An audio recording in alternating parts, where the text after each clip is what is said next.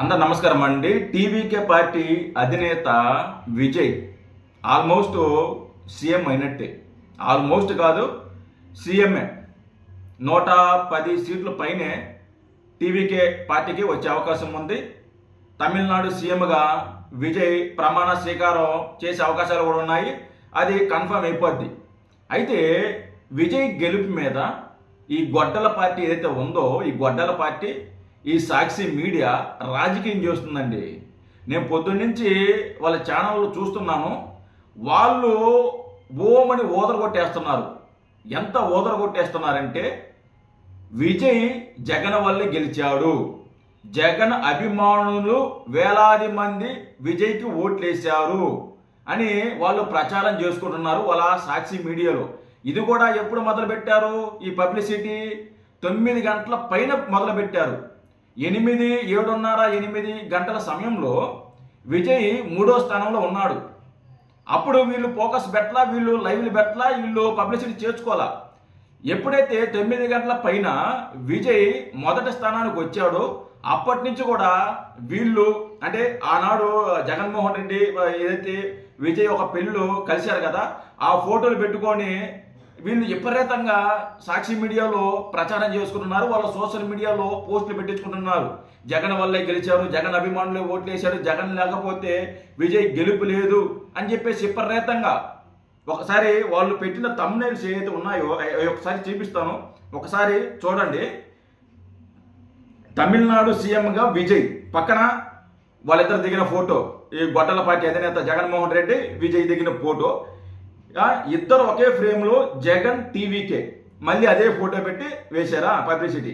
ఇంకోటి, జగన్ ట్రెండ్ను ఫాలో అయిన టీవీకే విజయ్, ఇది ఈ రోజు వేసింది. అంటే వీళ్ళ అర్థం ఏంటంటే, జగన్ని ఫాలో అయ్యారు, జగన్ ట్రెండ్ని ఫాలో అయ్యాడు విజయ్, సో అందుకే గెలిచాడు, అందుకే ఓట్లు పడ్డాయి. ఆ రోజు పెళ్లిలో జగన్మోహన్ రెడ్డితో ఫోటో దిగాడు విజయ్. దానివల్ల విపరీతంగా జగన్ అభిమానులు తమిళనాడులో ఉండే వాళ్ళందరూ విపరీతంగా ఓట్లు వేసేసారు, గుద్దేశారు, ముందు ముఖ్యంగా యువత వేసేసారు అని వాళ్ళు ప్రచారం చేసుకుంటున్నారు. నిజంగా వాళ్ళకి సాక్షి మీడియా చెప్తున్నా, వైసీపీ అంటే వైసీపీ కాదు, గొడ్డల పార్టీగా రూపాంతరం చెందుకుంది కదా, గొడ్డల పార్టీ కార్యకర్తలు చెప్తున్నా, సిగ్గు, శరం, మానం, మర్యాద, లజ్జ, పరువు, మర్యాద ఇలాంటి ఏమీ లేవురా మీకు. మీ బతుకులు చేడ, మీ బతుకులకి నీతిగా నిజాయితీగా రాజకీయాలు చేయడం చేత కదరా. ఎవడో పుట్టిన బిడ్డకి నువ్వు పేరు పెట్టడం, లేకుండా నువ్వు తండ్రి అవ్వటం సిగ్గు లేదురా కొద్దిగా మీకు. అక్కడెక్కడో తమిళనాడులో విజయ్ గెలిస్తే మా వాళ్ళే గెలిచారని చెప్పేసి ప్రచారం చేసుకుంటున్నారు. మీకు కొంచెం కూడా సిగ్గు లేదా? మీకు కొంచెం కూడా లజ్జ లేదా? మీరు బతుకుతున్నారు, బురదలో పందులు బతుకుతున్నాయి కదరా. మీరు బతుకుతున్నారు, బురదలో పందులు బతుకుతున్నాయి. మీరు జర్నలిజం చేస్తున్నారా, బ్రోకరేజం చేస్తున్నారా? సిగ్గు శరం లేదురా మీకు? కొంచెం కూడా జనాలు అసహించుకుంటారు, చీకొడతారు. మనం ఇలా పచ్చిగా మనం క్రెడిట్ దొబ్బేస్తున్నాము, విజయ్ కష్టాన్ని మనం దోచేస్తున్నాము, విజయ్ క్రెడిట్ని మనం దోచేస్తున్నామని కొద్ది కూడా సిగ్గు లేకుండా ఎలా ప్రచారం చేసుకుంటారు? జగన్మోహన్ రెడ్డి వల్ల విజయ్ గెలిచాడని ఎలా చేసుకుంటారు? మిమ్మల్ని మీరు కనుక ఈ తమిళనాడులో కానీ కనబడితే విజయ్ ఫ్యాన్స్ మిమ్మల్ని కుక్కన కొట్టినట్టు కొడతారు. సిగ్గు లేదంటారా మీకు? సిగ్గు లేదా? ఎప్పుడు కూడా మన బతుకులకి ఏ రోజు కూడా మన అధికారంలో ఉన్నప్పుడు ఏ రోజు కూడా మనం ఒక మంచి పని చేసింది లేదు, ప్రజలకు ఉపయోగపడే పని చేసింది లేదు, ఏదీ లేదు. దాచుకోవడం. సిగ్గు వదిలేశారు, లజ్జ వదిలేశారు, మానం వదిలేశారు, మర్యాద వదిలేశారు. ఈనాడు చంద్రబాబు నాయుడు గారు, కూటమి ప్రభుత్వం, నారా లోకేష్ గారు కష్టపడి కంపెనీలు తెస్తుంటే అవి మేమే తెచ్చామని చెప్పేసి వాటిని కూడా క్రెడిట్ చోరీ చేస్తున్నారు. ఈరోజు తమిళనాడులో విజయ్ గెలిస్తే దాన్ని కూడా క్రెడిట్ చోరీ చేస్తున్నారు. మా వల్లే గెలిచాడు, మా ఓట్లే పడ్డాయి, విజయ్కి మా జగన్మోహన్ రెడ్డి ఫోటో పెట్టుకొని ప్రచారం చేశారంట. వీరు విజయ్ జగన్మోహన్ రెడ్డి ఫోటో పెట్టుకొని ప్రచారం చేశాడు, అందుకే ఓట్లు పడిపోయాయని చెప్పేసి సాక్షి ఛానల్లో మాట్లాడుతున్నారు. సాక్షాత్తు అసలుకి కడుపుకి అన్నం తింటున్నారా, పెంట తింటున్నారా? అసలుకి అర్థం కల, అస్సలకి అర్థం కల మీకు.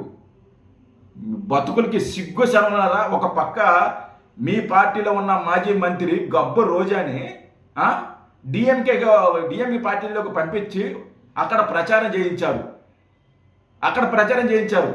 ఆవిడని మీ పార్టీలో పెట్టుకొని మీరు సర్వనాశనం అయ్యేది గాక డిఎంకే పార్టీని కూడా సర్వనాశనం చేశారు. ఎందుకంటే రోజైతే ఐరన్ లెగ్గు, ఆ ఐరన్ లెగ్గి నాకు పంపించారు, స్టాలిన్ని ఓడించారు. ఈ రోజా అనే వ్యక్తి ఐరన్ లెగ్ అక్కడ పెట్టకుండా ఉంటే ఆయన అధికారంలోకి వచ్చి ఉండేవాడు.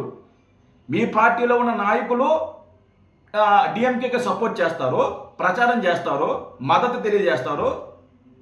మరి ఎవరో విజయ్ అని మూడో వ్యక్తి విజయ్ గెలిస్తే ఆ విజయ్ మా ఊళ్ళో గెలిచాడు, మా ఓట్లే పడ్డాయి అని చెప్పేసి ప్రచారం చేసుకుంటారా? మీరు అసలుకి మీరేందో, మీ రాజకీయం ఏందో, మీ విధానాలు ఏందో అసలు ఎవ్వడికి అర్థం కలరా? అసహించుకుంటున్నారా మిమ్మల్ని చూసి? నిన్నటిదాకా మీకోసం మీకోసం కోసుకుంటా అనే వ్యక్తులు కూడా ఈరోజు మీ మీద ఉమ్మేసి బయటికి వెళ్తున్నారు. చాలామంది అనలిస్టులో, జర్నలిస్టులో, లేకుంటే ఇంకొకరు ఉమ్మేసి వెళుతున్నారు. మీ రాజకీయం మీ దరిద్రపు రాజకీయం చేయలేక, మీరు ఇచ్చిన స్క్రిప్ట్ చదవలేక, మీరు మాట్లాడమన్న ప్రతి మాట వాళ్ళు మాట్లాడలేక, వాళ్ళ మనసు చంపుకోలేక చాలామంది మీ సాక్షి ఛానల్ నుంచి వదిలి చాలామంది బయటికి వెళ్తున్నారు. తెలుసుకోండి.